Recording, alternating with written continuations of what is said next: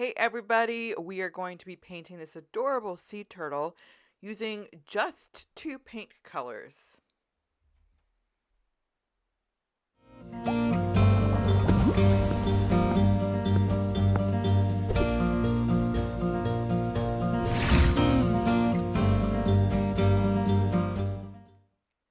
Hey everyone, welcome back to my channel where I'm going to be sharing with you step-by-steps on how to paint this while I'm painting.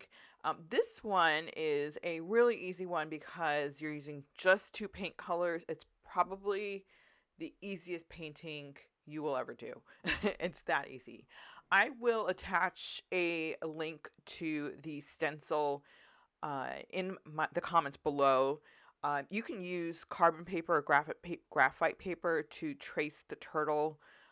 You can even take a picture and you can like use a light box or the light of a window to trace it, whatever you want to do to trace it. And I'm using this on of course, watercolor paper. I'm doing a really light wash. So the two colors that I'm doing are the tallow blue and the tallow green from Dr. P.H. Martin. They're hydrous colors, meaning they're light fast. And I'm basically doing the lightest wash possible of these colors to put as kind of like a base on the sea turtle. It is so light, it's probably just a few shades darker than the paper itself. And it's just to create kind of that dimensional effect from the sea turtle to the paper. And I'm going a little bit darker around the edges on the bottom, and that just gives it again that shadow of the turtle. If you heard a weird noise in the background, I apologize. My dog is apparently having some weird dream. But if you can't hear it, then pretend I didn't say anything. So I'm just doing this kind of on the skin part of the turtle. I'm assuming there's a name for that, but I don't know what it is. And again, just this really light wash overall through the whole part here, and then darker around the edges, kind of where the turtle would be if the light source is coming from like the top right or the right side, basically where my actual light source is. And then a little bit on the bottom parts of the fin, because the fin's not flat, it has that roundedness to it. So, you want the edges to be a little bit darker to give it that rounded effect. And again, just that light wash throughout the whole thing. I'm fast forwarding it here because you don't need to watch me just coloring the paper. I'm using the silver watercolor brushes.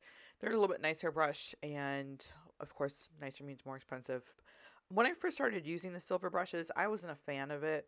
I see this a lot in my watercolor groups where people are like, I don't really like it. I was the same way. I did not like these brushes at first, but they do hold a ton of water and color. So for something like this, especially a larger painting where I'm doing a very large wash, it's just, I don't know. Sorry, it's actually come out to be my favorite. Silver brushes are now my favorite brushes. So they went from being my least liked brush to being my favorite brush. And so I'm just creating this shadow basically where you would expect a shadow to be on this turtle. So the bend of the neck, around the edges of the turtle, and more so on one side than the other side because the light source is coming from the right, and then around the edges of the shell and the fin, because again, a turtle's not flat. So make sure it's dry before you go on to this next step, otherwise it'll bleed and you'll completely lose the effect you're going for. Even this part, I think it looks pretty cool, just without the other spots being filled in. So even this by itself, I think looks pretty cool. So what you're going to do is wet on wet technique here, and you're going to switch up the colors between the tallow blue and the tallow green. It's kind of a personal, you don't have to mix it up, but I think it creates a like aqua water effects to the turtle that I think is really what people like about this thing. So I'm going to do a wet on wet. So these little spots on the turtle, I'm going to fill up liberally with water. And then I drop in the colors around the edges of these spots so that it can create this marbling effect that you get from the wet on wet. Now, I'm sure you can use other paints with this. if you guys have watched any of my videos before, you know that I am a huge fan of the Dr. P.H. Martin watercolors, which means I don't really use much other as far as other watercolors goes. There's no reason except it's just what I like to use, which means I have no idea what colors you would use with different brands. But if you do use other brands and you know of colors that would work for this, please by all means share it in the comments. I don't want people to feel like they have to use these paints. I'm by no means paid by them to do this. I make no money off of Dr. P.H. Martin. It's just what I like. So I don't want you to have to feel like you have to buy some other paints or brands in order to get this effect. As you can see that I'm now mixing in some of the greens. I'm not looking for it to be perfectly filled in. I want it to just have that kind of loose water blend there. And I'm just going to be doing this one odd square at a time. I say odd because none of these are really squares. And I will speed this up here in a second because this is pretty much the entire painting. Like I said, it's as easy as it comes. The hardest part is the tracing, and it's really just more because you're tracing a bunch of little squares. It's just tedious. But I just taught this class. So I have 3 of the sip and paints booked of this specific sea turtle. If you've taken that sip and paint and you were directed here because you want to do it at home or whatever it is, those classes sold out. People love the sea turtles, which is great because the sea turtle was very easy to do. Everybody pretty much nailed it. I would say 99.9% of the time. So this is a great project to start with because to me, you do get the results pretty easily. Now, if you're listening to this and you're like, I did this and I didn't nail it, and you're saying all this stuff and now I feel bad, I apologize. There's always something, right? I've had paintings where they should have been the easiest thing in the world for me to do. I should have been able to do it in my sleep, and it just didn't happen. It happens. It has nothing to do with you. It's just you were feeling off that day. Even if you've never done watercolor, you can be feeling off on the day that you tried the watercolor.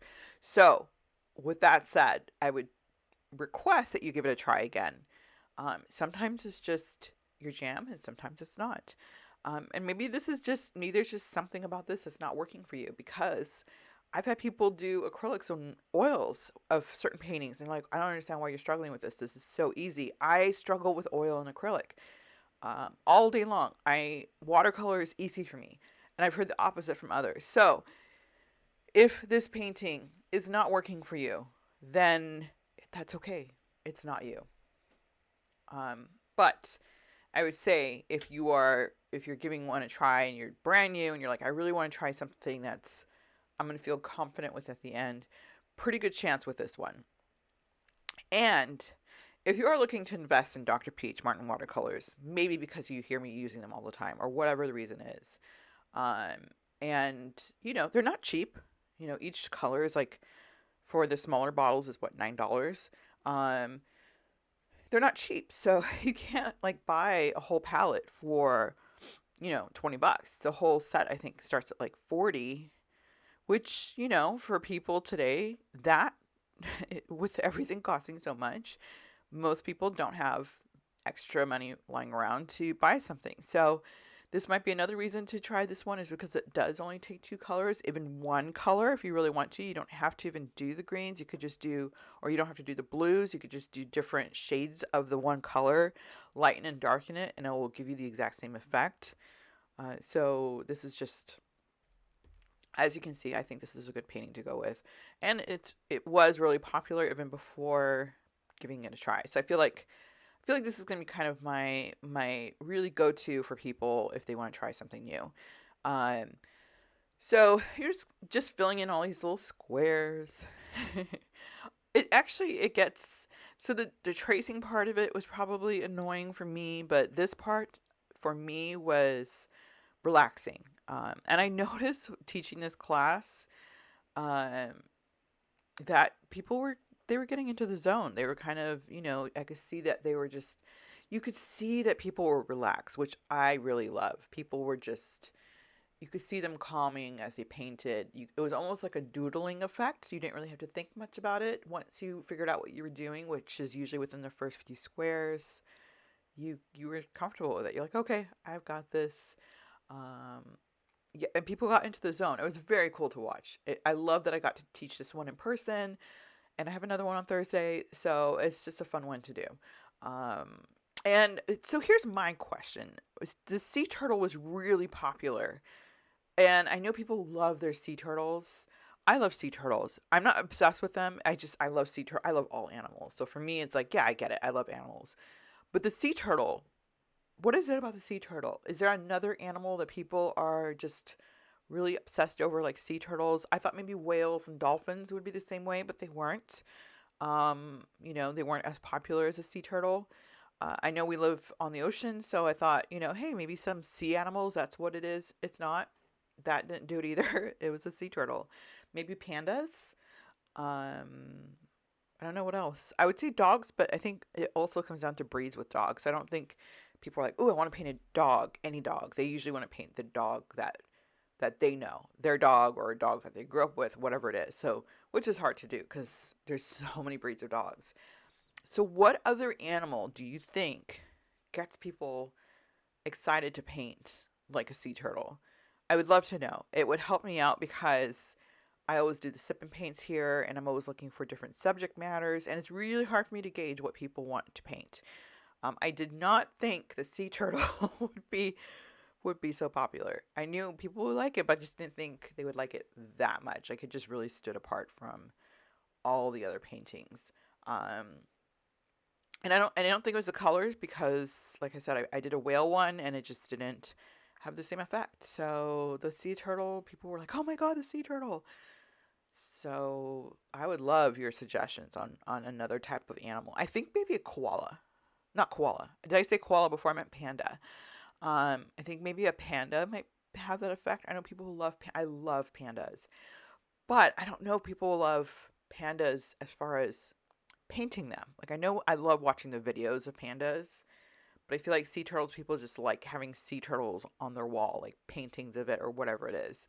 I don't know what other animals like that. Maybe the sea turtle stands apart. Who knows? Uh, but again, it's just very curious for me. I'm going, a little bit more on the blues here, mixing in some of the greens and the blues. I would even say, maybe test out the greens and blues on your paper first, because if you don't water them down or you don't water them down to the level that you want, then it may get too bright on you. Which is why I also like the wet on wet technique with this because it kind of keeps that from happening. Then, and the other thing too, with this technique and the tracing, you can try this with multiple things. Once you pick up this technique, you can kind of apply it to whatever you want. I mean, I don't know if it would work so much with, let's say, a teddy bear, but, this mosaic blues and greens, you could definitely use it maybe for a starfish or, like I said, whales or dolphins. Anything that kind of has this outcome, I think you can apply it to. I'm trying to think of other things that you can use it for. Maybe the ocean, but not so much. Like you can maybe do like maybe an avant-garde type of ocean. I don't know. Um, Totally just completely drawing blanks on every single animal in existence or just anything. I mean, obviously a mosaic piece. Starfish is the only other thing I'm thinking of where this would be cool with to try with. Now I'm thinking I actually want to try doing the starfish. Oh, seahorse, octopus, squid, um, all of those fish, any kind of fish you could do that with. Um, Koi fish. You would do more of the oranges, I guess, oranges and reds and yellows. I've seen gray koi fish. I don't know if there's other colors of koi fish. You can make your own colors, purple, pink, whatever you want. As you can see, there's not much direction to give on this sea turtle. So maybe you're painting along with me. If you are, I doubt you're going to be this far along because I've sped up this video. I paint pretty fast. I don't paint this fast. I'm holding the paper down at this point because it's starting to curl on me. That happens with the wet on wet quite a bit, especially when you're really liberal with the amount of water that you're using. I use watercolor blocks for that reason. I just don't like my paper curling up on me. I like to have more control. I know a lot of people will tape down their paper. It still curls up, even if you treat it to me. So that's why I like the watercolor blocks. Even watercolor blocks will tend to curl up, especially with that little sliver area where you cut it open. It'll start to curl up there. Sometimes it'll just separate. It won't separate that piece of paper. It'll separate like a chunk of paper from the other chunks of paper.